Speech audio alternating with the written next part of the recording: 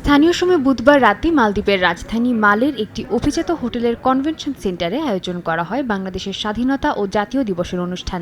Bangladesh high কমিশনের উদ্যোগে আয়োজিত এই অনুষ্ঠানে বিভিন্ন দেশের কূটনীতিক, মালদ্বীপের পররাষ্ট্রমন্ত্রী ডক্টর আবদুল্লাহ খলিল, উচ্চপদস্থ সামরিক কর্মকর্তা সহ প্রবাসী বাংলাদেশিরা অংশ নেন। পবিত্র কোরআন তিলাওয়াতের মাধ্যমে অনুষ্ঠানের সূচনা হয়। এরপর আবেগঘন পরিবেশে পরিবেশিত হয় বাংলাদেশ ও মালদ্বীপের জাতীয় সঙ্গীত। স্বাগত বক্তব্যে স্বাধীনতা দিবসের ঐতিহাসিক গুরুত্ব তুলে ধরেন বাংলাদেশের হাই কমিশনার। মালদ্বীপের উন্নয়ন ও অর্থনীতিতে বাংলাদেশের গুরুত্বপূর্ণ অবদানের কথা তুলে ধরে প্রবাসীদের প্রশংসা করেন মালদ্বীপের পররাষ্ট্রমন্ত্রী ডক্টর আবদুল্লাহ খলিল। বলেন, বাংলাদেশ ও মালদ্বীপের সম্পর্ক পারস্পরিক আস্থা, বিশ্বাস এবং দীর্ঘদিনের বন্ধুত্বের ভিত্তিতে গড়ে উঠেছে।